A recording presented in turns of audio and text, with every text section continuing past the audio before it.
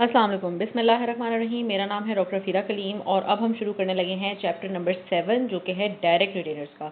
ये एक बहुत ही इंपॉर्टेंट चैप्टर है। इसके अंदर से बहुत सारे एमसीक्यूज़ बन सकते हैं और बहुत सारी जो बेसिक्स हैं आरपीडी की वो इस चैप्टर में जाके क्लियर होती हैं। ठीक है, तो ये हमने चैप्टर बड़े अच्छे से समझना है। इसमें से यूक्यूज़ तो बन ही सकते हैं लेकिन एमसीक्यूज़ इसमें से बहुत ज़्यादा बन सकते हैं क्योंकि इसके अंदर काफ़ी कॉन्सेप्चुअल बातें आती हैं। अच्छा जी, शुरू करते हैं। तो कहते हैं direct retainers role in control of prosthesis movement. तो कहते हैं अगर आपके आरपीडी की रिटेंशन अच्छी है तो आपका आरपीडी बिल्कुल ही वैसा बन जाता है जैसे आपका कोई फिक्स पार्शियल डेंचर होता है, जैसे कि कोई क्राउन एंड ब्रिज होता है। तो क्राउन जो है वो आपको एक प्रॉपर रिटेंशन प्रोवाइड कर रहा होता है उस क्राउन एंड ब्रिज के लिए। तो अगर आपकी रिटेंशन अच्छी है तो आपका आरपीडी भी ऑलमोस्ट वैसा ही बन जाएगा।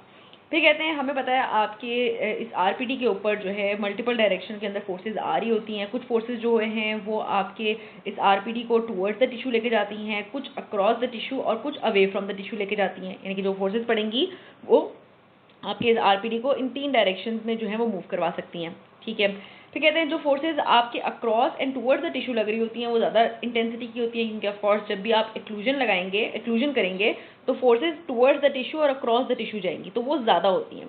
तो उनको रेजिस्ट करने के लिए भी हमारे पास कुछ कंपोनेंट्स होते हैं। उसके अलावा वो फोर्सेज जो कि आपके प्रोस्थेसिस को डिस्प्लेस करवा सकती हैं वो कौन सी होती हैं? वो 3 टाइप की होती हैं। यानी कि डिस्प्लेस से मुराद है अपनी टिश्यू से अवे लेके जा सकती हैं। एक कहते हैं मैक्सिलरी प्रोस्थेसिस के अंदर ग्रेविटी जो है वो टिश्यू से अवे लेके जा सकती है।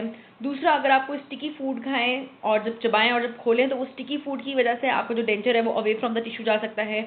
और तीसरा जो है वो अगर आपके प्रोस्थेसिस के अंदर कोई लिवर बन जाए, ठीक है, कोई लिवर एक्शन वाला एरिया बन जाए और एक तरफ आपकी डाउनवर्ड फोर्सेस लगें तो दूसरी तरफ से जो है आपका डेंचर जो है वो उठ सकता है। ठीक है, तो functional forces acting cross the fulcrum जो है वो आपके प्रोस्थेसिस को अनसेट कर सकती हैं। तो ये 3 तरह की डिस्प्लेसमेंट जो है वो प्रोस्थेसिस के अंदर पॉसिबल होती हैं। फिर कहते हैं इस सारी मूवमेंट्स को, इस डिस्प्लेसमेंट ऑफ प्रोस्थेसिस को रेजिस्ट करने के लिए जो कंपोनेंट हमारा आरपीडी का यूज होता है, यानी कि वो कंपोनेंट जो कि रेजिस्ट करता है इस मूवमेंट को अवे फ्रॉम द टिश्यू, उसको हम कहते हैं हमारे डायरेक्ट रिटेनर्स। ठीक है, और ये क्या प्रोवाइड कर रहे होते हैं? हमें रिटेंशन प्रोवाइड कर रहे होते हैं। रिटेंशन का लफ्ज़ जो है बहुत इंपॉर्टेंट है। रिटेंशन, सपोर्ट एंड स्टेबिलिटी, ये 3 लफ्ज़ हैं जो कि आपको प्रोस्थो के अंदर बार बार आएंगे और आपने इन्हीं 3 कंपोनेंट्स को जो है वो बड़े अच्छे से समझना होगा ताकि इनके अकॉर्डिंगली इनके अराउंड जो भी एमसीक्यू आया आप उसको इजीली अटेम्प्ट कर सकें। अच्छा, फिर कहते हैं कि जो डायरेक्ट रिटेनर है वो आपकी अबटमेंट टूथ को, आपके अबटमेंट टूथ पे या आपके इम्प्लांट के ऊपर जो है वो क्या करता है? उसको एंगेज करता है और वो किसी किस्म की भी डिस्प्लेसमेंट ऑफ प्रोस्थेसिस को अवे फ्रॉम द टिश्यू जो है रेजिस्ट करवाता है। फिर कहते हैं जो डायरेक्ट रिटेनर की जो एबिलिटी है कि वो डायरेक्ट रिटेनर प्रॉपर्ली काम कर सके, वो आपके जो अदर कंपोनेंट्स हैं जो कि स्टेबिलिटी और सपोर्ट प्रोवाइड कर रहे होते हैं उनसे भी इन्फ्लुएंस हो रहा होता है। ठीक है, सब अब हम इन तीनों कंपोनेंट्स को ना एक दफ़ा दोबारा से रिवाइज कर लेते हैं। सपोर्ट जो है वो आपकी डेंचर की एबिलिटी है कि आपके डेंचर को वो टुवर्ड्स द टिश्यू नहीं जाने देती, यानी कि टिश्यू की इम्पिंजमेंट नहीं होने देती। सपोर्ट मेनली आपको मिल रही होती है आपकी रेस्ट से। ठीक है, स्टेबिलिटी वो वाला कंपोनेंट है आपके डेंचर का जो कि आपके डेंचर को side by side horizontal movement से जो है वो बचा रहा होता है, स्टेबल रख रहा होता है आपके डेंचर को, और ये हमें मिल रही होती है आपके मेजर और माइनर कनेक्टर से। ठीक है, और हमने अब बात की अपनी रिटेंशन की जो कि अवे फ्रॉम द टिश्यू जाने से आपके डेंचर को रोक रही होती है और ये मेनली हमें मिल रहा होता है हमारे डायरेक्ट रिटेनर से। अब इस चैप्टर के अंदर हम देख, ये तो हमने बात की है मेन कि ये 3 चीज़ें जो हैं इन्होंने प्रोवाइड करनी ही करनी है, लेकिन हम इस चैप्टर के अंदर देखेंगे कि जो आपके डायरेक्ट रिटेनर्स होते हैं वो आपको स्टेबिलिटी भी प्रोवाइड कर रहे होते हैं कुछ एरियाज में अलॉन्ग विद द रिटेंशन, और अगर हम एक क्लास असेंबली की बात करें तो वो आपको सपोर्ट भी प्रोवाइड कर रही होती है। तो इसलिए उन्होंने कहा है कि जो आपकी डायरेक्ट रिटेनर की एबिलिटी है वो इन सारे कंपोनेंट्स के साथ मिलके जो है वो उसकी एबिलिटी जो है वो अपनी प्राइम पे पहुंच रही होती है। अच्छा, अब बात करें अगर इसकी एक क्लासिफिकेशन की तो कहते हैं आपके पास 2 टाइप की रिटेंशन आ रही होती है। एक होती है आपकी प्राइमरी रिटेंशन और एक होती है आपकी सेकेंडरी रिटेंशन।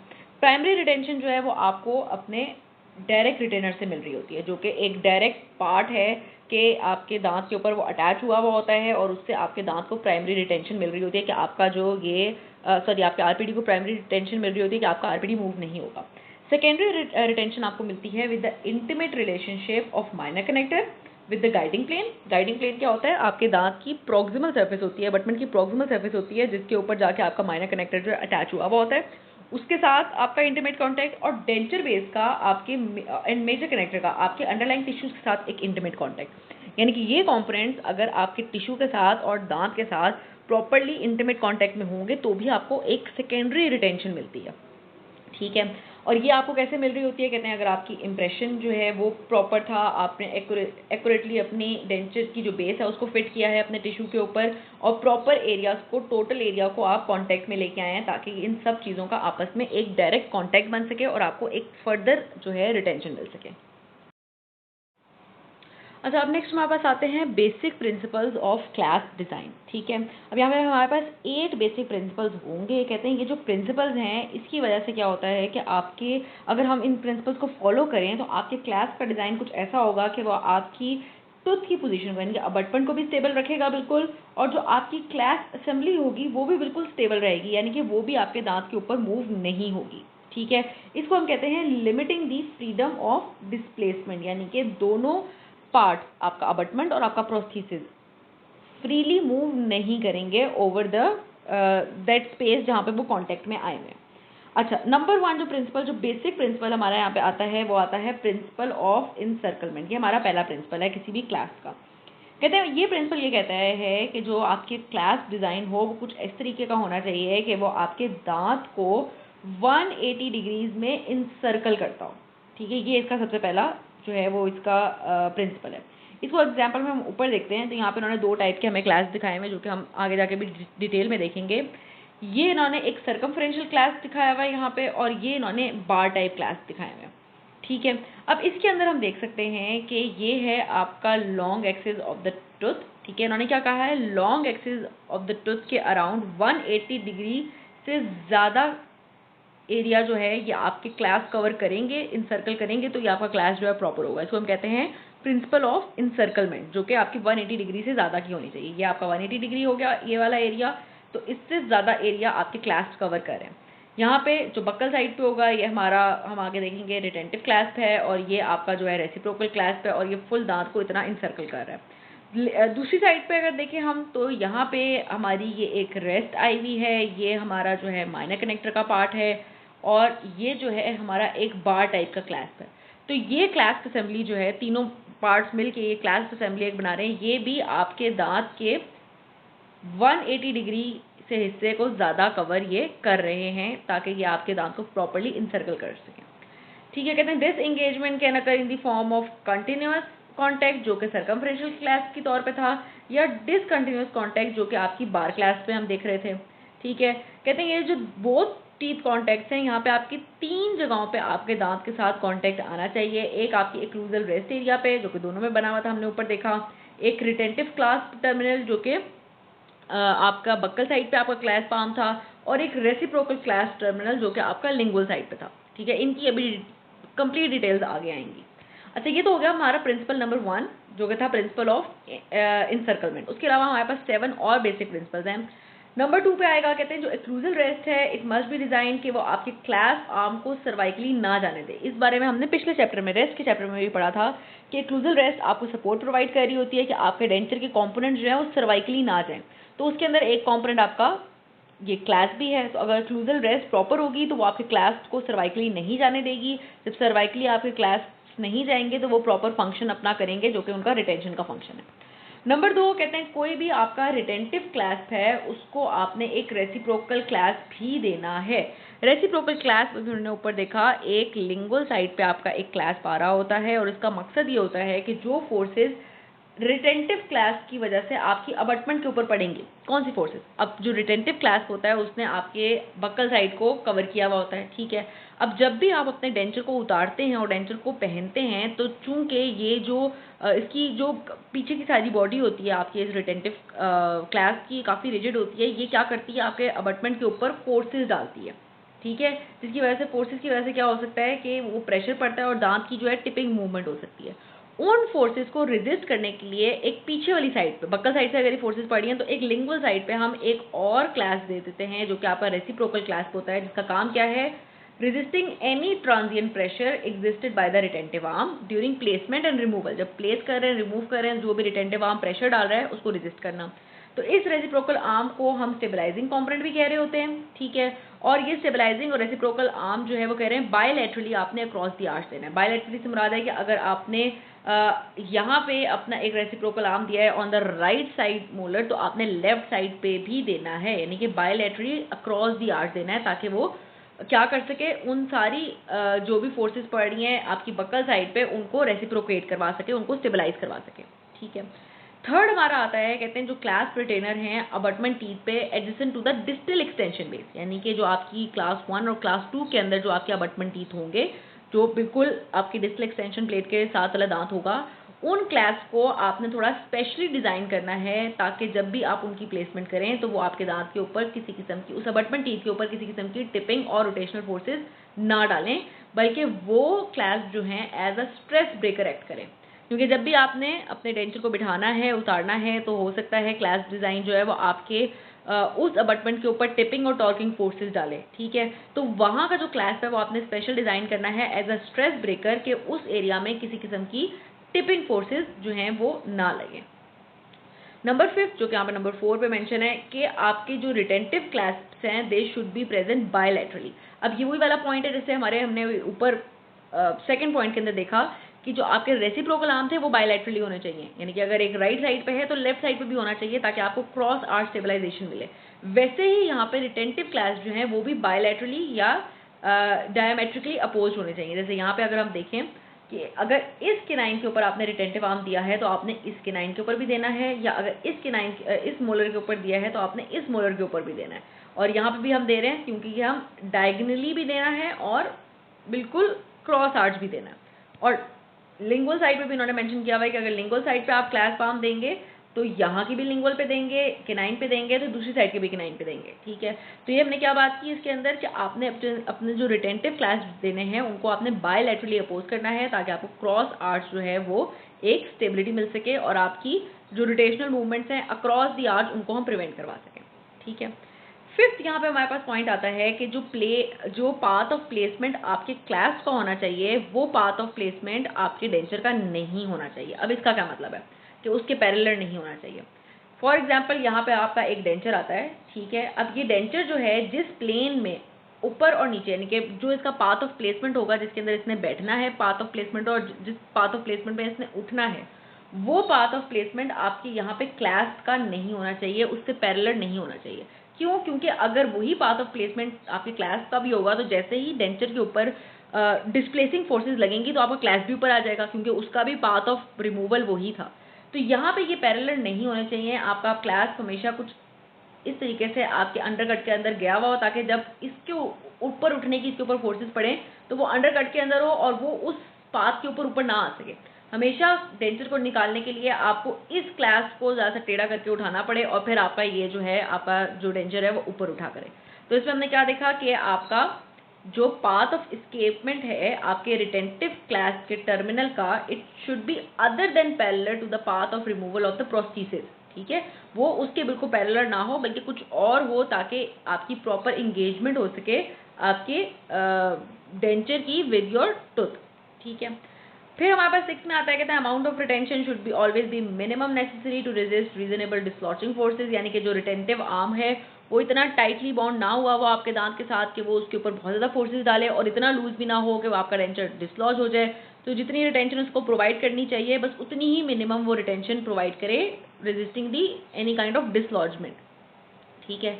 और 7th में आ जाती है इनकी लोकेशन। ये काफ़ी इंपॉर्टेंट है, एमसीक्यू में भी पूछा जाता होता है कि रेसिप्रोकल एलिमेंट जो है आपके किसी भी क्लास का वो किस जगह आपकी लिंगुअल सरफेस पे प्रेजेंट होना चाहिए। अच्छा, अब यहाँ पे बेसिक्स में आपका रेसिप्रोकल आर्म हमेशा लिंगुअल पे होता है और आपका जो रिटेंटिव आर्म होता है वो आपके बक्कल पे होता है। ये ऑपोजिट भी हो सकते हैं लेकिन ओनली इन स्पेशल केसेस। तो बेसिकली कहते हैं जो आपका रेसिप्रोकल एलिमेंट है आपके क्लास का वो आपके middle and the gingival third के ऊपर होना चाहिए, और जो आपका रिटेंटिव आर्म का टर्मिनल एंड है वो आपके जिंजाइवल थर्ड पे होना चाहिए, ठीक है। ये अगर हम ऊपर देखें तो कुछ इस तरीके से हम यहाँ पे देख सकते हैं कि आपका जो रिटेंटिव आर्म आ रहा होगा वो कुछ इस तरीके से आ रहा होगा, ऊपर से वो आ रहा होता है, और उसका जो टर्मिनल एंड होता है वो आपके जिंजाइवल थर्ड पे होता है। बिल्कुल इस तरीके से आपका रिटेंटिव आर्म आ रहा होगा, बकिया हिस्सा, मिडल हिस्सा और ऊपर वाला हिस्सा जो है वो ऊपर होगा, मिडल थर्ड के ऊपर होगा, मिडल थर्ड में होगा, और जो आपका टर्मिनल पार्ट होगा इसका ये आपके जिंजाइवल थर्ड में होगा। और एक और बात याद रखनी है, रिटेंटिव आर्म का जो टर्मिनल एंड है वो थोड़ा बहुत फ्लेक्सिबल होता है, ठीक है। दूसरी बात करें अगर अपने रेसिप्रोकल आर्म की, तो रेसिप्रोकल आर्म जो है वो आपके इस एरिया के अंदर आ रहा होता है, ठीक है, आपके जिंजाइवल थर्ड और मिडल थर्ड के जंक्शन के ऊपर आ रहा होता है, ठीक है, इस एरिया में आ रहा होगा। और ये जो है ये पूरा का पूरा ही क्या होता है, रिजिड होता है, ठीक है। ये जहाँ पे स्टेबलाइजिंग लिखा हुआ है ना, ये ऑलमोस्ट इस एरिया के अंदर आ रहा होता है, क्योंकि इस रेसिप्रोकल आर्म का काम भी स्टेबलाइजेशन का ही है। जब जो चीज़ इसके नीचे आ रही होती है वो कौन सी होती है, हमारी रिटेंटिव आर्म होती है, जो कि आपके रिटेंशन वाले एरिया के अंदर आ रही होती है। अच्छा, ये बात हमने देख ली, हमने इसके 8 प्रिंसिपल्स पढ़ लिए, ये काफ़ी इंपॉर्टेंट है, इनके ऊपर आपको क्वेश्चन लिखने को आ सकता है और ये बातें आपसे एमसीक्यूज में भी पूछ सकते हैं। अब बात करते हैं रेसिप्रोकल आर्म के फंक्शंस की। तो रेसिप्रोकल आर्म का मैंने आपको बताया दूसरा नाम होता है स्टेबलाइजिंग आर्म, ठीक है। तो इसने दो काम प्रोवाइड करने हैं, एक रेसिप्रोकेशन का। रेसिप्रोकेशन क्या है, कहते हैं कि जब भी आपका जो रिटेनर आर्म है वो डी फॉर्म होगा और आपकी हाइट ऑफ कंटूर को जाके इंगेज करेगा ड्यूरिंग प्लेसमेंट एंड रिमूवल, तो जो भी फोर्सेज आएंगी उसको रेजिस्ट करवाना है, जो भी टूथ के ऊपर फोर्सेज आएंगी उनको रेजिस्ट करवाना है, इसको हम कहते हैं रेसिप्रोकेशन। तो ये हो गया इसका रेसिप्रोकल आर्म वाला फंक्शन, ठीक है। दूसरा जो है इसने काम करना होता है वो होता है स्टेबलाइजेशन का। स्टेबलाइजेशन क्या होती है, मैंने आपको बताया हॉरिजॉन्टल मूवमेंट को रेजिस्ट कराना। तो कहते हैं रेसिप्रोकल आर्म होता है उसका एडिशनल फंक्शन क्या है, स्टेबलाइजेशन का, कि हॉरिजॉन्टल मूवमेंट्स जो भी आएंगी उनके अगेंस्ट ये एक्ट करता है। ये स्टेबलाइजेशन और किस किस वजह किन किन मदद से किन किन चीज़ों कंपोनेंट से स्टेबलाइजेशन आपको मिल रही होती है, कहते हैं रिजिड क्लैस्प आर्म, यही वाला जो रेसिप्रोकल आर्म है ये रिजिड आर्म है, इससे मिलेगी। उसके अलावा रिजिड माइनर कनेक्टर से और रिजिड मेजर कनेक्टर से आपको जो है स्टेबलाइजेशन जो है वो मिल रही होती है, ठीक है। फर्दर हमने पहले भी डिस्कस किया, स्टेबलाइजिंग कंपोनेंट्स जो है वो आपकी ऑपोजिट साइड पे प्रेजेंट होने चाहिए ताकि आपको एक क्रॉस आर्च स्टेबिलिटी मिले, यानी कि दोनों साइड्स पे आपके ये प्रेजेंट होने चाहिए। तीसरा इसका एक और काम है, दो तो ये इसके काम हो ही गए, एक रेसिप्रोकेशन, दूसरा स्टेबलाइजेशन।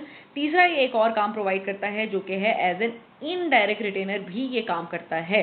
इनडायरेक्ट रिटेनर, वैसे ये रिटेनर नहीं है, वैसे ये क्या है, रेसिप्रोकल आर्म है, बेशक क्लैस्प असेंबली का हिस्सा है लेकिन रेसिप्रोकल आर्म है, लेकिन ये इनडायरेक्ट रिटेंशन भी प्रोवाइड करता है जब ये आपके सुपरा बल्ज एरिया पे प्रेजेंट हो, यानी कि जो आपका हाइट ऑफ कंटोर है उसके ऊपर वाले एरिया के अंदर ये प्रेजेंट हो, और abutment lying interior to the fulcrum line, ठीक है। अब ये चीज़ हमने पहले भी एक दफ़ा डिस्कस की थी कि आपका ये होता है क्लास 1 लेवर, ठीक है। जब यहाँ पे फोर्स पड़ेगी तो यहाँ से आपका टेंशन जो है वो उठ जाएगा, लेकिन अगर इसको हम इस तरीके का बना दें कि ये आपकी जो एफर्ट है इसको क्लास 2 बना दें, यानी कि जो आपकी फल्क्रम है वो एक साइड पे आ गई हुई है, रेजिस्टेंस आपकी एक इस तरफ है, ठीक है। तो इस केस के अंदर क्या होगा कि जब यहाँ पे आपकी एफर्ट पड़ेगी तो आपका जो डेंचर है वो नहीं उठेगा। तो यहाँ पे ये जो हमारी रेजिस्टेंस है ये इनडायरेक्ट रिटेनर की मदद से रेसिप्रोकल क्लैस्प आर्म जो है उसका काम भी कर रहा होता है। क्या कहते हैं, कहते हैं lifting of the distal extension base, यानी कि जो आपकी ये डिस्टल एक्सटेंशन बेस है इसको कौन रेजिस्ट करेगा, आपका इसका रिजिड आर्म, जो रेसिप्रोकल क्लैस्प आर्म का जो रिजिड आर्म है वो रेजिस्ट करेगा, जो कि इजीली सर्वाइकली नहीं जाएगा, यानी कि ये पोर्शन सर्वाइकली नहीं जाएगा, तो यहाँ से आपका जो डेंचर बेस है ये ऊपर की तरफ नहीं उठेगा, ठीक है। तो ये एज एन इनडायरेक्ट रिटेनर भी काम कर रहा होता है। तो ये इसके 3 मेजर फंक्शंस आ गए। अब यहाँ पे ऊपर इन्होंने ये बात मेंशन की हुई है कि जो इसकी रेसिप्रोकेशन है वो तब इसकी मोस्ट इफेक्टिव होती है कि जब आपका ये क्लैस्प आर्म जो है वो आपके टीथ के साथ इन कांटेक्ट रहे during the time of retainer arm deformation, यानी कि जिस टाइम पे आपका जो रिटेनर आर्म है वो डीफॉर्म हो रहा है और आपके दांत के ऊपर प्रेशर डाल रहा है, उस टाइम ये आपका जो ये वाला क्लैस्प आर्म है, रेसिप्रोकल क्लैस्प आर्म, ये आपके दांत के साथ इन कांटेक्ट रहे और दांत को जो है किसी किस्म की डिफॉर्मेशन से बचाए। अच्छा, अब हम बात करते हैं टाइप्स ऑफ डायरेक्ट रिटेनर्स पे। तो हमारे पास 2 मेजर टाइप के डायरेक्ट रिटेनर्स आ रहे होते हैं। नंबर 1 वो होता है जो कि इंट्राकॉर्नल रिटेनर्स होते हैं, यानी कि वो आपकी अबटमेंट टूथ के अंदर जाके इंगेज हो रहे होते हैं, ठीक है। और नंबर 2 होते हैं आपके पास एक्स्ट्रा कॉर्नल रिटेनर्स, जो कि आप मोस्टली देख रहे होते हैं, जो कि क्लैस्प डिजाइन के होते हैं और दांत को बाहर से इंसर्कल कर रहे होते हैं, ठीक है। यही मोस्टली जो है हम रिटेनर्स अपने आरपीडीज के अंदर यूज़ कर रहे होते हैं। अब जो इंट्रा कॉर्नल रिटेनर्स हैं इनको हम प्रिसीजन अटैचमेंट्स भी कह रहे होते हैं। इनका क्या काम होता है कि ये आपके नेचुरल जो कंटूर्स होते हैं दांत के उसके अंदर जाके या तो अटैच हो रहे होते हैं, या एक कास्ट रेस्टोरेशन बनाई हुई होती है आपने अपने अबटमेंट टीथ के ऊपर और उसके अंदर जाके ये अटैच हो रहे होते हैं। ठीक है, इसकी हम इमेज देखें तो हमें ज़्यादा बेहतर तरीके से इसका आइडिया होगा कि इसके जो हैं 2 पार्ट्स होते हैं। ये इसके इस तरह से, इसको हमने कहा है की और की वे। तो जो इसकी की वाला पार्ट होता है, यानी कि ये वाला जो इसका उभरा वाला पार्ट होता है, ये डेंचर के अंदर प्रिजर्व हुआ होता है, डेंचर के दांत के ऊपर। और ये वाला जो हिस्सा है ये हमने आपकी अबटमेंट टीथ के अंदर लगाया हुआ होता है, या अबटमेंट टीथ के अंदर बनाया हुआ होता है। ठीक है, ताकि जब भी आपका डेंचर हम यहाँ से उठाएं और प्लेस करें तो ये एरियाज जो हैं वो आपस में क्या हो जाए, इंगेज हो जाए। ठीक है, तो जो की वे है वो आपके अपने टूथ के अंदर है, और जो की है वो आपके किसके अंदर आ रहा होता है, आपके प्रोस्थेसिस से आ रहा होता है। तो ये हमारी हो गई इंट्राकॉर्नल अटैचमेंट, कि जब भी आप इसको पहनेंगे तो ये इंटरनली आपके दांत के अंदर जाके इसके मदद से फिक्स हो रहा होता है। अच्छा, नंबर सेकेंड टाइप की है हमारी एक्स्ट्रा कॉर्नल रिटेनर्स, जो कि आपको मैकेनिकल रेजिस्टेंस प्रोवाइड कर रहे होते हैं डिस्प्लेसमेंट ऑफ द डेंचर से, और ये जो हैं ये भी कुछ फर्दर टाइप्स के होते हैं। नंबर 3 कहते हैं इसकी प्रिंसिपल फॉर्म्स आपको देखने को मिलती हैं। नंबर 1 है आपकी क्लास टाइप रिटेनर्स। ठीक है, क्लास टाइप रिटेनर जो सबसे ज़्यादा हम यूज़ कर रहे होते हैं, इनका जो है कहते हैं एक हिस्सा जो है वो क्लास का थोड़ा सा फ्लेक्सिबल आर्म होता है, और ये वही रिटेनर्स हैं जो कि हमने इस पूरे चैप्टर में मेनली जो पढ़ना है वो यही वाले रिटेनर्स हैं। इसकी फर्दर 2 टाइप्स होती हैं। हम 3 टाइप्स के एक्स्ट्रा कॉर्नल रिटेनर्स यहाँ पे भी देख रहे हैं। पहला हमने देखा है क्लास पाम की भी 2 मेजर टाइप्स हैं, उनको अब हम यहाँ पे पहले देख लेते हैं। पहली मेजर टाइप जो है वो है इसकी बार टाइप की, ये बनी हुई है हमारे पास बार टाइप की। ठीक है, ये बहुत इंपॉर्टेंट डायग्राम है, 7.5 और 7.6 बहुत ज़्यादा इंपॉर्टेंट है, इसको बड़े अच्छे से हमने समझना है। कहते हैं अगर हम अपने दांत को 3 थर्ड्स में डिवाइड करें, कि ये हमारा हो गया एक्लूजल थर्ड, ये हमारा हो गया मिडिल थर्ड, और ये हमारा हो गया जिंजाइवल थर्ड, तो हर थर्ड में जो कंपोनेंट्स हमारे डेंचर के आके लग रहे होते हैं वो एक एक मेजर फंक्शन हमें प्रोवाइड कर रहे होते हैं, और वही 3 मेजर फंक्शंस हैं जो कि हमारे प्रोस्थेसिस में चल रहे होते हैं। जो एक्लूजल थर्ड है, एक्लूजल थर्ड पे आके बैठती है हमारी एक्लूजल रेस्ट। रेस्ट क्या प्रोवाइड करती है, सपोर्ट। तो एक्लूजल थर्ड रिलेटेड हो गया सपोर्ट से। मिडिल थर्ड के ऊपर हमारा आ रहा होता है reciprocal arm in case of circumferential. ठीक है, और इस केस में मिडिल थर्ड के अंदर हमारे पास आ रही होती है ये प्रॉक्सिमल प्लेट। प्रॉक्सिमल प्लेट क्या होती है, proximal plate is minor connector. ठीक है, प्रॉक्सिमल प्लेट एक माइनर कनेक्टर है जो कि मेजर कनेक्टर से शुरू हो रहा होता है और आपके रेस्ट के अंदर जाके वो खत्म हो रहा होता है। और दूसरी एक और बात, ये आपकी गाइड प्लेन के साथ अटैच्ड होता है। प्रॉक्सिमल प्लेट असल में क्या होती है कि आपके अबटमेंट टूथ की जो प्रॉक्सिमल वॉल है ना उसके साथ, या आपका जो गाइडिंग प्लेन है उसके साथ जो आपका माइनर कनेक्टर सरफेस अटैच हुई हुई होती है उसको हम कहते हैं प्रॉक्सिमल प्लेट। तो प्रॉक्सिमल प्लेट आपके इस मिडिल थर्ड के अंदर जो है मेनली प्रेजेंट होती है। ये हमें क्या प्रोवाइड कर रही होती है, स्टेबलाइजेशन इन बार क्लैस्प, और रिटेंशन जो है वो आपको मिलेगी आपके इस बार क्लैस्प से। ठीक है, ये आपका बार क्लैस्प वाला हिस्सा आ रहा है, और ये आपको क्या प्रोवाइड कर रहा है, ये आपको रिटेंशन प्रोवाइड कर रहा है। तो इसमें हम देख लेते हैं, कहते हैं support is from the occlusal rest. Stabilization जो है वो आपको occlusal rest plus distal and mesial and distal minor connector, जो कि ये प्रॉक्सिमल प्लेट्स हैं, प्रॉक्सिमल प्लेट माइनर कनेक्टर्स ही थी, और रिटेंशन जो है वो आपको बक्कल आई बार से मिल रही है।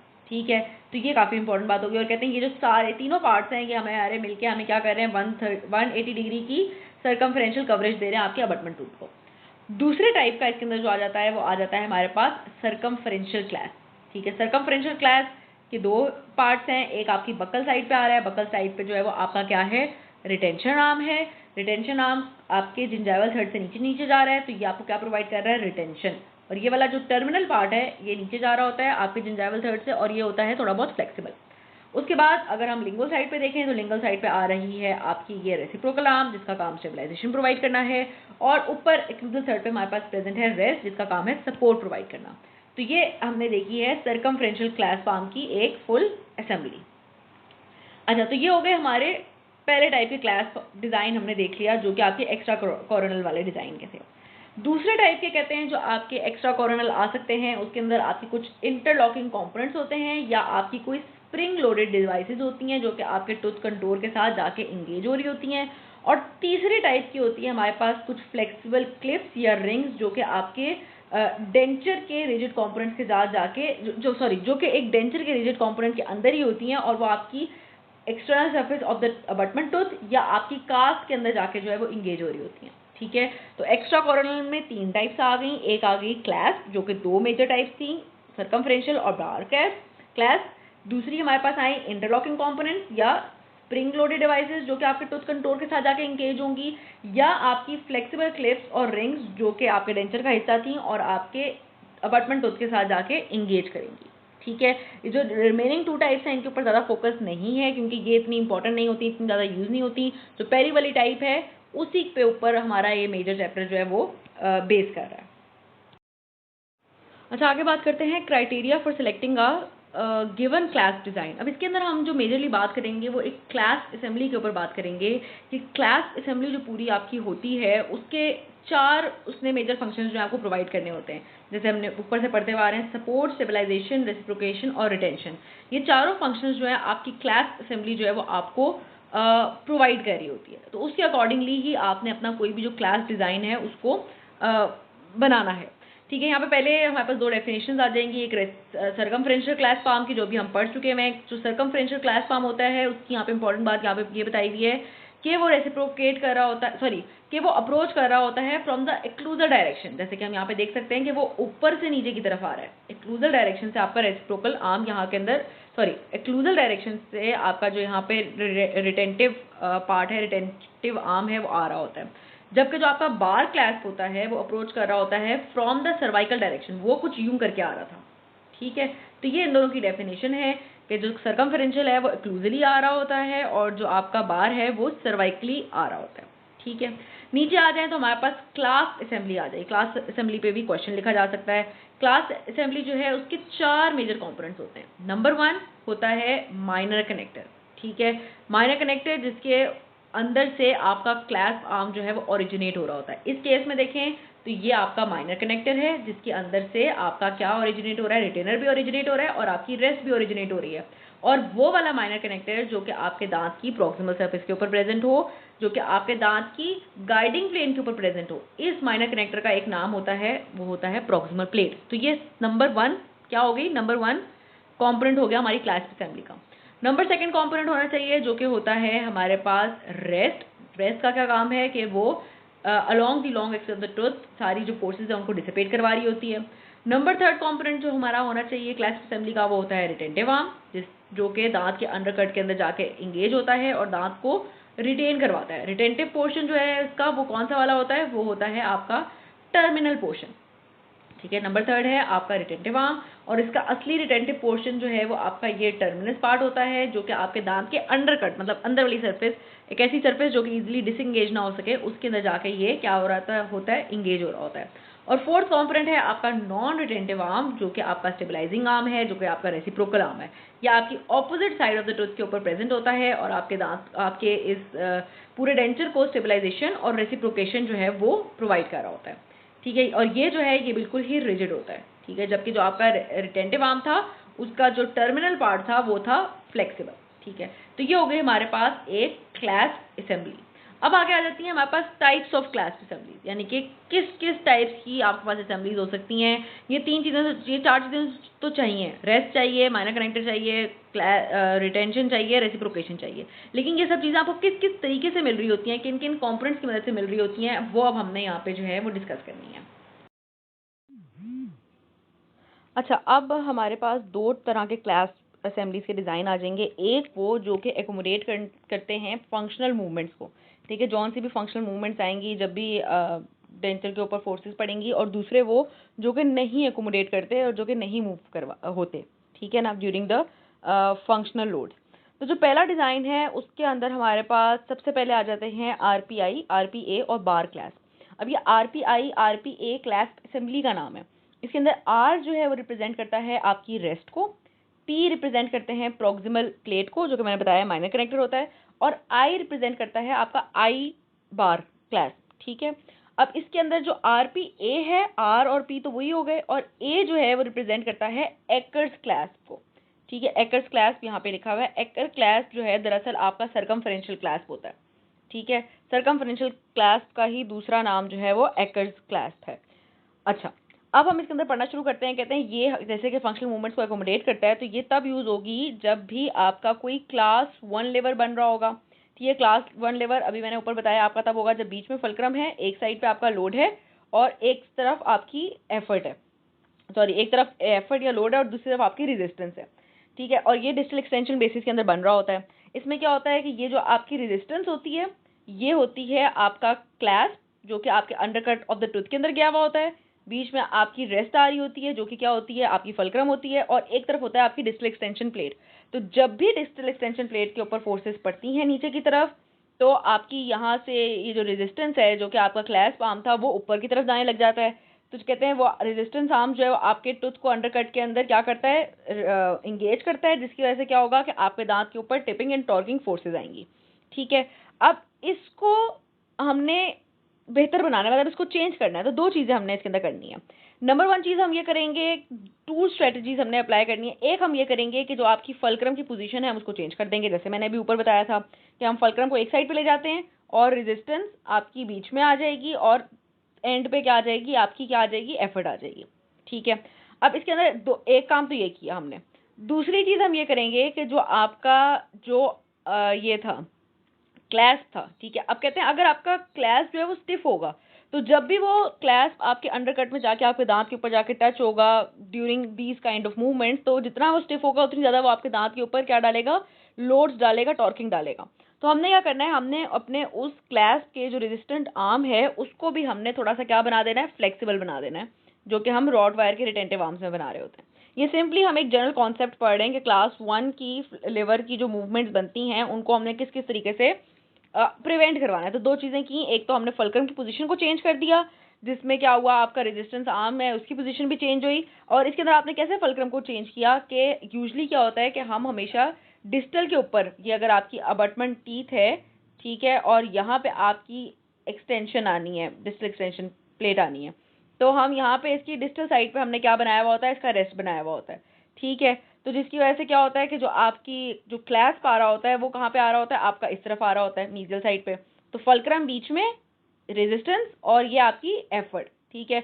अब हम क्या करेंगे कि अब जो हम रेस्ट है उसको हम यहाँ से उठा के मीडियल साइड, डिस्टल साइड से उठा के हम मीडियल साइड पे ले जाएंगे, ठीक है। सॉरी मैंने अगर पहले मीडियल कह दिया था तो गलत कहा है, डिस्टल साइड पे आपने रेस्ट बनाई हुई होती है, तो इसको हम ले जाएंगे अपनी मीडियल साइड पे। तो जब मीडियल साइड पे आप अपनी रेस्ट ले गए तो उससे क्या हुआ कि रेस्ट की पोजीशन बदल गई और फर्दर आपने सॉरी फुलक्रम की पोजीशन, फुलक्रम की जो पोजीशन है वो बदल गई। तो अब जो आपकी रेजिस्टेंस होगी वो बीच में आ जाएगी, रेजिस्टेंस आपकी इस तरफ आ जाएगी, आपका जो क्लैस्प होगा, और इस साइड पे आपका क्या आएगा, एफर्ट वहीं पे रहेगी, ठीक है। तो इससे क्या हुआ, आपका क्लास 2 लेवल बन गया। और दूसरी चीज़ हमने क्या की कि हमने अपने इनको फ्लेक्सिबल बना दिया। ये बस यहाँ पे एक इंपॉर्टेंट पॉइंट समझने वाला था। आज नीचे आए तो इसी की बात करते जा रहे हैं कि चेंजिंग दी फुलक्रम लोकेशन, उसके अलावा कॉन्सेप्ट ऑफ RPI क्या है, जो मैंने भी आपको बताया है कि इसके अंदर रेस्ट है, फॉर आर प्रॉक्सिमल प्लेट है, और आई का मतलब आई बार होगा, या अगर आई नहीं है तो एक्कस क्लैस्प होगा, ठीक है। आई में कहते हैं आपके आई बार कंपोनेंट्स होते हैं, जिसके अंदर मीजियो ओक्लूजल आपकी रेस्ट होगी। मीजियो ओक्लूजल इसलिए क्योंकि हमने डिस्टल ओक्लूजल को नहीं रखना फुलक्रम वाले इशू को चेंज करने के लिए। मीजियो ओक्लूजल यहाँ पे आपके पास रेस्ट आ जाएगी। उसके अलावा कहते हैं आपके पास माइनर कनेक्टर होगा जो कि आपकी मीजियो लिंगुअल एम्ब्रेजर के अंदर प्रेजेंट होगा, ठीक है। सब कुछ नीचे उन्होंने दिखाया हुआ भी है। आई में आ जाना तो यहाँ पे ये दिखा रहे हैं कि ये आपका क्या जा रहा है, ये आपका एक माइनर कनेक्टर जा रहा है जो कि आपकी कहाँ पे है, मीजियोलिंगुअल एम्ब्रेजर के अंदर है। ये डी जो है ये आपकी रेस्ट है, ठीक है। और दूसरी तरफ यहाँ पे क्या है, आपका आई बार क्लैस्प आ रहा है, ठीक है। सॉरी ये आई बार क्लैस्प नहीं है, ये आपका वो है प्रॉक्सिमल प्लेट है, सॉरी ये प्रॉक्सिमल प्लेट आ रही है, ठीक है। और ये आपका क्या है, ये आपका आई बार क्लैस्प है जो कि बकल साइड पर प्रेजेंट है, ठीक हो गया। अब इसके अंदर कहते हैं ये जो आपका आई बार है इसका मकसद क्या है, इसका मकसद हमें रिटेंशन प्रोवाइड करना है। यहाँ पे जो आपकी ये जो एम्ब्रेजर में माइनर कनेक्टर है और ये जो आपका प्रॉक्सिमल प्लेट के साथ, ये जो आपकी प्रॉक्सिमल प्लेट है जो कि गाइडिंग प्लेन के साथ लगी हुई है, ये आपके दो स्टेबलाइजिंग कंपोनेंट्स हैं, और रेस्ट जो है ये आपकी सपोर्ट प्रोवाइड कर रही है, ठीक है। ये बात हमने पहले भी देखी है, लेकिन ये चीज़ें इंपॉर्टेंट हैं, इनके ऊपर से MCQ आता है तो इसलिए हमने इसको दोबारा देख लिया। अच्छा फिर नीचे आ जाएं तो यही सारी बातें इन्होंने बताई हुई है कि जो डिस्टल गाइडिंग प्लेन होता है वहाँ पे आपका क्या चल रहा होता है, वहाँ पे आपकी प्रॉक्सिमल प्लेट होती है जो कि कहाँ पे प्रेजेंट होती है, junction of the middle and the gingival third of the abutment tooth पे प्रेजेंट होती है। उसके अलावा कहते हैं कि आपकी ये प्रॉक्सिमल प्लेट प्लस आपका वो वाला माइनर कनेक्टर जो कि रेस्ट के साथ था, वही वाला जो भी हमने देखा है ना, जो मीजियोलिंगुअल साइड पे आ रहा था माइनर कनेक्टर, ये दोनों मिलके आपको स्टेबलाइजेशन और रेसिप्रोकल का काम करते हैं, रेसिप्रोकेशन का काम करते हैं इन आई बार क्लैस्प असेंबली।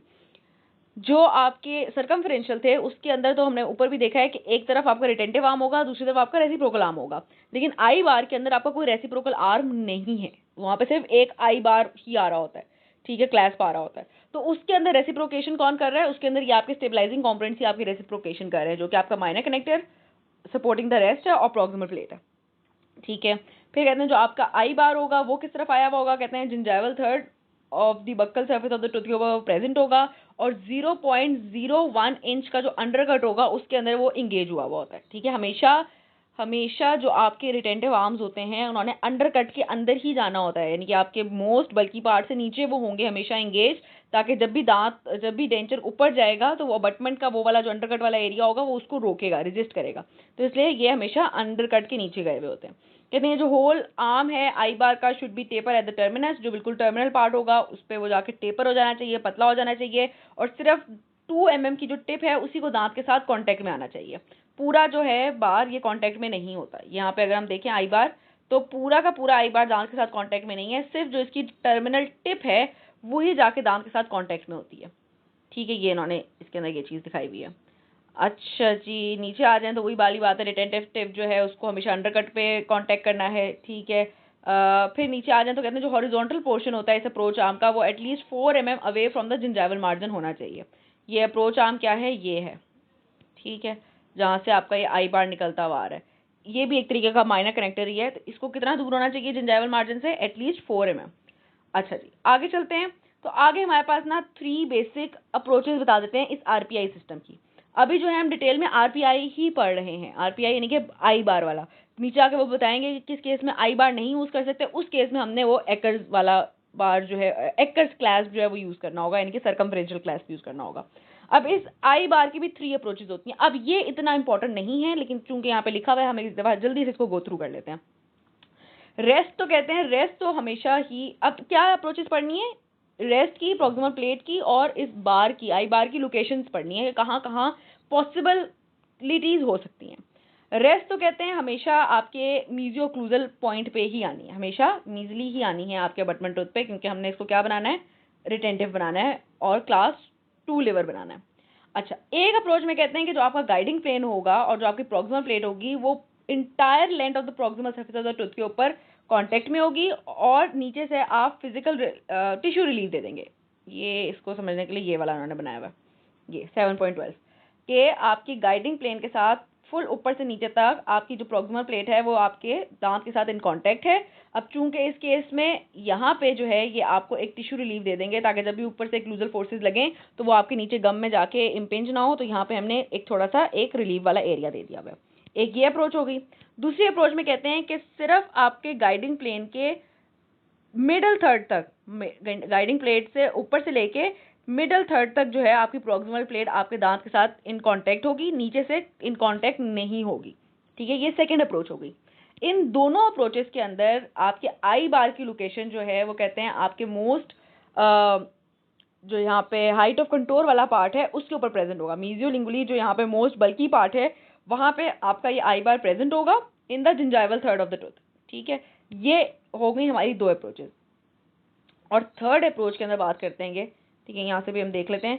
सेकंड अप्रोच में कहा हुआ है कि प्रॉक्सिमल प्लेट जो है वो मार्जिनल रेट से लेकर junction of the middle and the gingival third तक रहेगी, और इन दोनों के अंदर कहते हैं कि जो आपका रिटेनिंग क्लैस्प है वो कहाँ लोकेटेड होगा? जिंजाइवल थर्ड पे, और किस पॉइंट पे? जो आपका ग्रेटेस्ट प्रोमिनेंस वाला पॉइंट होगा मीजियोडिस्टली, ठीक है। थर्ड अप्रोच की अगर बात करें तो थर्ड अप्रोच पे जो आपकी प्रॉक्सिमल प्लेट माइनर कनेक्टेड होती है वो सिर्फ gingival portion of the guiding plane को टच कर रही होती है, ठीक है। ये उन्होंने नीचे दिखाया हुआ है। इसके अंदर हम देखें तो ये आपका गाइडिंग प्लेन है, ऊपर से नहीं आ रही, मीजियल मार्जिन से नहीं, मार्जिनल रेट से नहीं आ रही, सिंपल कहाँ से आ रही है? आपकी जो गाइडिंग प्लेन है उसके भी सिर्फ जिंजाइवल पोर्शन पे ही अटैच्ड है। गाइडिंग प्लेन क्या होता है? वो प्रिपेयर्ड सरफेस होती है जिसके ऊपर डेंचर टच करता हुआ नीचे पहुंचता है और ऊपर जाता है, ठीक है। तो उसके भी जिंजाइवल पोर्शन पे ही प्रेजेंट है। और दूसरा कहते हैं जो आपकी रेस्ट होती है इस केस के अंदर, तो उन्होंने खैर बीच में ही बना दी हुई है, इस केस के अंदर वो आपकी मीजियल साइड पे प्रेजेंट होती है, ठीक है। थोड़ा सा मीजियली आपकी जो अंडरकट होता है उस एरिया में प्रेजेंट होती है। अच्छा, यहाँ पे अगर हम पढ़ें, हाँ, कहते हैं जो आपका रिटेंटिव क्लैस्प आर्म होगा वो कहाँ पे प्रेजेंट होता है, ग्रेटेस्ट प्रोमिनेंस, या चलो ग्रेटेस्ट प्रोमिनेंस पे भी हो सकता है जैसे कि उन्होंने बताया हुआ है, या towards the mesial away from the edentulous area. ठीक है, जैसे और इसके अंदर उन्होंने एग्जांपल में इसकी सी वाली सरफेस दी हुई है कि ये 3 पोजीशंस हो सकती हैं रेस्ट की, सॉरी रेस्ट की बात नहीं हो रही, बात हम करें आई बार की। या तो बी पे प्रेजेंट होगा जो कि आपका मोस्ट प्रोमिनेंट पार्ट है, या कहते हैं आपकी सी पे प्रेजेंट होगा जो कि मीजिली है अवे फ्रॉम दी ईडेंचुलस एरिया। ठीक है, जहाँ पे मैंने भी आपको नीचे बताया। तो इन 2 जगहों पे ये आपकी ये प्रेजेंट हो सकते हैं। ये खैर इतना इंपॉर्टेंट नहीं था, लेकिन हमने 3 इसकी अप्रोचेस भी यहाँ पे पढ़ ली हैं। अच्छा, नीचे आ जाएं तो अब बात करते हैं कि किस केस के अंदर हम बार क्लैस्प नहीं दे सकते। उस केस के अंदर हम एक्कर्स क्लैस्प देंगे। कॉन्ट्राइंडिकेशंस की क्या है, नंबर 1 कहते हैं कोई एग्जैजरेटेड लिंगुअल या बक्कल टिल्ट्स हैं अगर आपकी अबटमेंट टीथ की, तो वहाँ पे अगर वो बिल्कुल बकली टिल्ट हुआ हुआ है तो आप नहीं दे सकते अपना ये वाला क्लास, बार क्लास। ठीक है, या कहते हैं कि कोई बहुत ही स्वे टिश्यू अंडरकट है, टिश्यू अंडरकट होगा बहुत ज़्यादा, तो वहाँ से आपका ये अप्रोच आर्म आ ही नहीं सकेगा और इसको आप ऊपर लेके जा ही नहीं सकेंगे।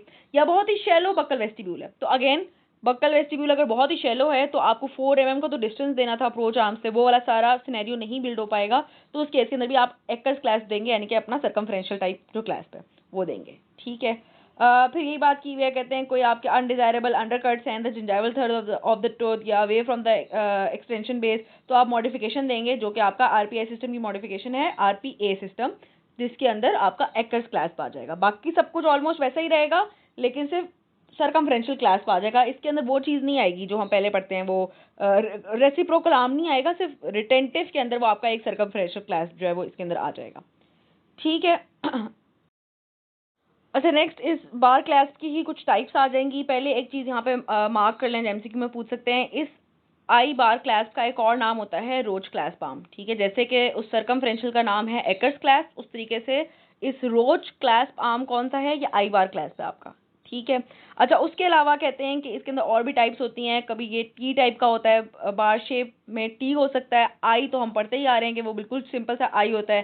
टी के अंदर क्या होता है, इस तरीके का टी बना हुआ होता है। ठीक है, और वाई के अंदर क्या होगा, इस तरीके का वाई सा बना हुआ होता है, आपके दांत के ऊपर सरफेस आ रही होती है इस तरीके। ये नीचे इसकी पिक्चर्स भी आ जाएंगी।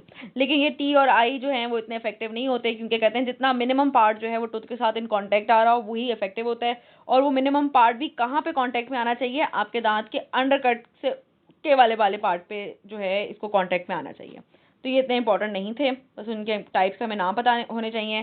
फिर कौन कौन से इंडिकेशंस है, क्वेश्चन आ सकता है। कॉन्ट्रा इंडिकेशंस तो अभी हमने पढ़ ली ऊपर। ठीक है, इंडिकेशंस क्या है, कब कब आपने बार क्लास देना है। कहते हैं जब आपका स्मॉल डिग्री ऑफ अंडरकट है 0.01 इंच का in the cervical third of the abutment tooth, तो आप इसको दे सकते हैं, क्योंकि इस बार क्लास में जिंजाइवली ही आना होता है, जिंजाइवल डायरेक्शन से इसने ऊपर आना होता है।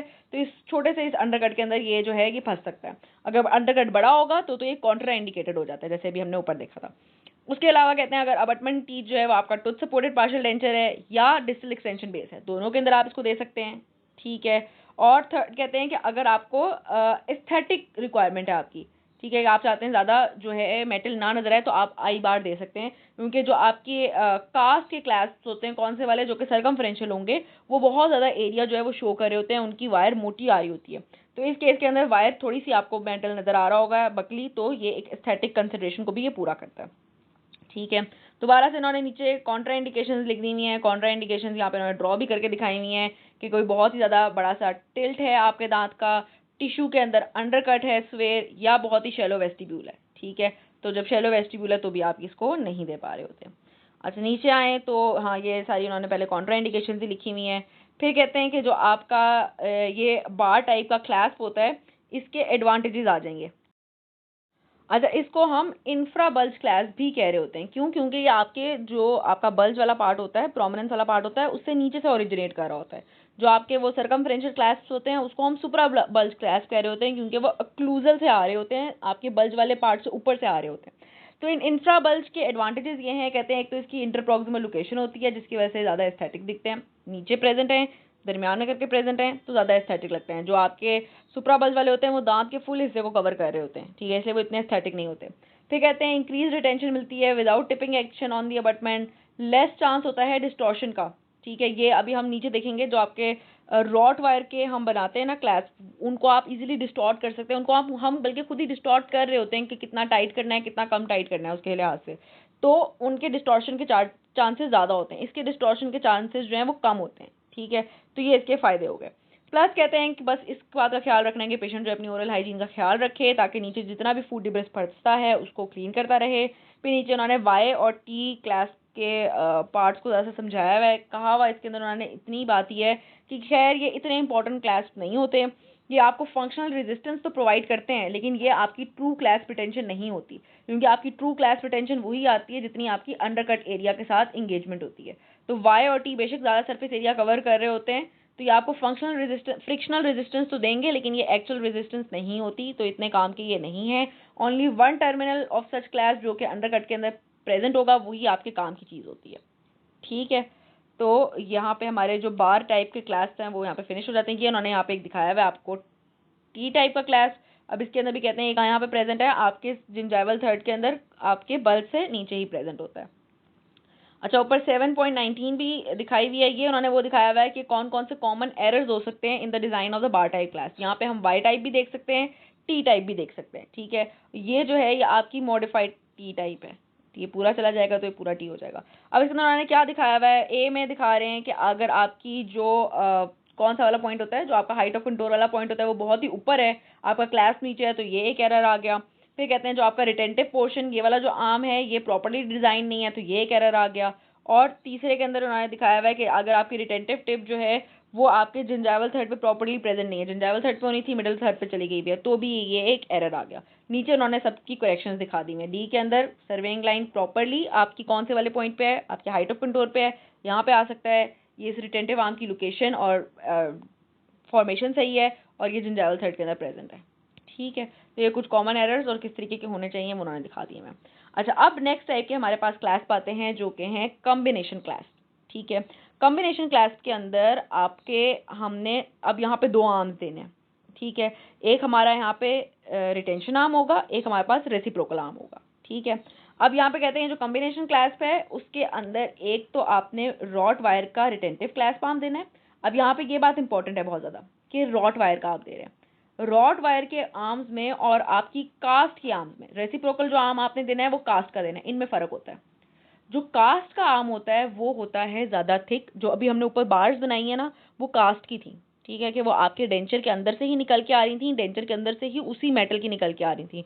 वो यूजली जो है क्रोमियम कोबाल्ट की होती हैं, उनकी भी डिटेल बाद में कहीं आगे आएगी, ठीक है। तो वो जो होती हैं वो थिक होती हैं, वो आपकी पहले वैक्स पे बनाई जाती हैं, फिर वैक्स अब जो है उसके अंदर मेटल फिराया जाता है तो वो कास्ट की बन के आती है, तो वो थिक चीज़ होती है, वो रेजिस्टेंट चीज़ होती है। जो रॉट वायर होती है वो आपकी वही वाली रॉट वायर होती है जो कि हम अपने डेंचर्स में यूजली बना रहे होते हैं, जो हमारे एक्रेलिक के डेंचर्स यूज हो रहे होते हैं उसके अंदर ये रॉट वायर वाली क्लास जिनको हम बनाते होते हैं वो ये वाले होते हैं, तो इनको हम टाइट भी कर सकते हैं, लूज भी कर सकते हैं, ठीक है। तो कॉम्बिनेशन क्लास क्यों है ये कि यहाँ पे दो क्लास बन रहे हैं, एक कास्ट का बन रहा है रेसिप्रोकल वाला और एक रॉट वायर का बन रहा है रिटेंटिव वाला, ठीक है। इसके एडवांटेजेस क्या हैं कि एक तो ये आपको ज़्यादा फ्लेक्सिबल हो जाता है जिसकी वजह से आप इसकी एडजस्टेबिलिटी को एडजस्ट कर सकते हैं, खुद इसको टाइट कर सकते हैं, खुद इसको लूज कर सकते हैं। दूसरा, इसकी अपीयरेंस जो है वो भी अच्छी होती है क्योंकि rod wire is very thin, ठीक है। जब रॉड वायर बहुत थिन होता है तो इसमें ये एस्थेटिक्स का भी एक इसके अंदर फीचर आ जाता है। दोबारा से एडवांटेजेस बताए हुए हैं, कहते हैं मैक्सिमम फ्लेक्सिबिलिटी होती है, जितनी डिजायरेबल होगी अबटमेंट टूथ के ऊपर आप उसको उस तरीके से टाइट कर लेंगे। फिर कहते हैं कि ये क्या होता है, अगर आपकी वीक अबटमेंट है तो वीक अबटमेंट के ऊपर ये ज़्यादा प्रेशर नहीं डालते, ठीक है, जो कि आपके बार टाइप रिटेनर्स जो हैं वो डाल रहे होते हैं। कि बार टाइप रिटेनर क्योंकि एक थिक चीज़ है, कास्ट की है, वो अबटमेंट टीथ के ऊपर किसी किस्म की फोर्सेस डाल सकता है, टिपिंग और टॉर्किंग की इन सम केसेस, तो ये जो है नहीं डालेंगे क्योंकि ये रॉट वायर के बने हुए हैं, तो इनके उन्होंने इतना प्रेशर डालना ही नहीं होता, सिंपल रिटेंशन थोड़ी सी प्रोवाइड करनी होती है। तीसरा आ गया एडजस्टेबिलिटी, ठीक है, जितनी रिक्वायरमेंट होगी उसके मुताबिक आप इसको इंक्रीज और डिक्रीज कर सकते हैं रिटेंशन को। और चौथा आ गया आपका एस्थेटिक, क्योंकि कास्ट क्लास के अकॉर्डिंगली ये ज़्यादा एस्थेटिक होते हैं। बकल साइड पे आने हैं रिटेंटिव आर्म, पतली सी वायर होगी अच्छी लगेगी, लिंगुअल साइड पे रेसिप्रोकल आना है वो बेशक कास्ट का होगा, मसला कोई नहीं है, ठीक है। फिर कहते हैं because it is round light is reflected in such a manner के लेस डिस्प्ले ऑफ मेटल होता है, लेस नोटिसेबल होते हैं। खैर इतनी बात इंपॉर्टेंट नहीं थी, पढ़ लिया हमने एक दफ़ा के रिटेन इनकी क्या अच्छी है, एस्थेटिक्स अच्छी हैं। अच्छा, और आगे नीचे आ जाएं तो अब इन्होंने इसके डिसएडवांटेजेस लिखे हैं। डिसएडवांटेजेस क्या है कॉम्बिनेशन क्लास पे, कहते हैं एक तो आपको एक्स्ट्रा स्टेप्स रिक्वायर्ड होते हैं इन फैब्रिकेशन, ठीक है, क्योंकि यहाँ पे आपने अंदर वाली साइड पे क्रोमियम एलॉय का रेसिप्रोकल कास्ट का वो बनाना है और बाहर आपने दूसरा वाला बनाना है बकल साइड पे, तो एक्स्ट्रा स्टेप्स रिक्वायर्ड हो गए। दूसरा डिसएडवांटेज कि अगर आप इसको मिस हैंडल करें, केयरलेसली हैंडल करें पेशेंट, तो ये डिस्टॉर्ट हो सकता है, क्योंकि ऑफ कोर्स वो रॉट वायर मैंने आपको बताया लूज सी होती है, उसको अगर ज़्यादा लूज कर दिया तो डिस्टॉर्ट हो जाएगा, रिटेंशन नहीं मिलेगी।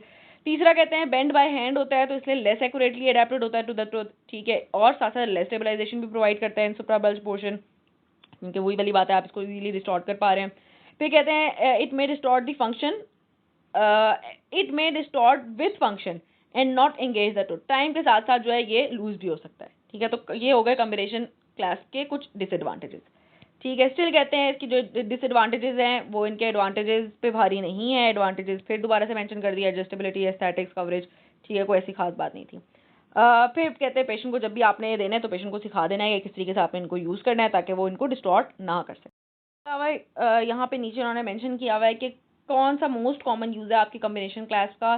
कहते हैं उस केस के अंदर जहाँ पे डिस्टल एक्सटेंशन बेस है और जो अबटमेंट टीथ है उसके ऊपर सिर्फ मीजियल अंडरकट जो है वो प्रेजेंट है, डिस्टल साइड पे कोई अंडरकट प्रेजेंट नहीं है, बक्कल साइड पे कोई अंडरकट सेंट्रली प्रेजेंट नहीं है, सिर्फ मीजियल साइड पे अगर अंडरकट प्रेजेंट है तो आप ये सर्कमफ्रेंशियल क्लास यूज़ कर रहे होते, क्योंकि वजह क्या है, बक्कल जो बार क्लास था वो बीच में बिल्कुल आता था दांत के, ठीक है। फॉर एग्जांपल ये आपका अबटमेंट टूथ है, ठीक है, तो इसने मोस्टली कहाँ आना था, दांत के बिल्कुल सेंटर के ऊपर आता था और अंडरकट यहीं पे होता था। लेकिन अगर ये आपकी डिस्टल एक्सटेंशन प्लेट है, ठीक है, और आपके पास अंडरकट ही सिर्फ इस जगह पे प्रेजेंट है, ठीक है, तो यहाँ पे बार क्लास नहीं आएगा बल्कि यहाँ पे आएगा आपका ये सर्कमफ्रेंशियल वाला क्लास और इस अंडरकट के अंदर जाके इंगेज होगा, ठीक है। तो ये इन्होंने यहाँ पे बताया हुआ है। और जहाँ पे भी कहते हैं कॉन्ट्रा इंडिकेटेड है बार टाइप का तो और लार्ज टिश्यू अंडरकट की वजह से, तो वहाँ पे भी हम इसको यूज़ कर सकते हैं, ठीक है। अच्छा, अब ऊपर जो है 5 टाइप्स ऑफ क्लास बताए हुए हैं जो कि आपके कहाँ पे यूज़ हो सकते हैं, उस केस के अंदर यूज़ हो सकते हैं जहाँ पे आपकी डिस्टल एक्सटेंशन बेस है। तो कौन कौन से 5 यहाँ पे यूज़ हो सकते हैं, सिर्फ हम एक क्वेश्चन के लिए पढ़ रहे हैं, डिटेल इनकी नहीं पढ़नी हमने। पहले तो कहते हैं डिस्टो बकल अंडरकट के अंदर जा सकता है आपका हाफ टी क्लास, तो आप सिर्फ हाफ टी क्लास का नाम याद रखेंगे। यहाँ पे आई बार क्लास का नाम याद रखेंगे। इंटर प्रॉक्सिमल रिंग क्लास, ये कौन सा होता है ये भी हम नीचे आ जाएगा तो उसकी डिटेल वहाँ पे देख लेंगे। उसके अलावा कहते हैं राउंड रॉट वायर का सर्कमफ्रेंशियल क्लास, ठीक है। तो दो नाम यहाँ पे, चलो आई बार का भी हमें पता है, हाफ टी का भी हमें पता चल गया है, रॉट वायर का भी पता चल गया, ये इंटर प्रॉक्सिमल अभी नीचे आ जाएगा। और एक आ गया आपका हेयर पिन क्लास, ये भी अभी नीचे आ जाएगा, ठीक है। तो ये सिर्फ इनके नाम आपने देख लेना है, ये किस किस केस में यूज हो रहे हैं, एक ही केस की डिस्कशन यहाँ पे कर रहे हैं, डिस्टल एक्सटेंशन बेस के लास्ट बटन पे ये 5 तरह के क्लास जो हम यूज कर सकते हैं। अब हम आगे चलते हैं, आगे जाके अब हमारे पास वो वाले क्लास आने हैं जो कि आपकी मूवमेंट को एकोमोडेट नहीं करते,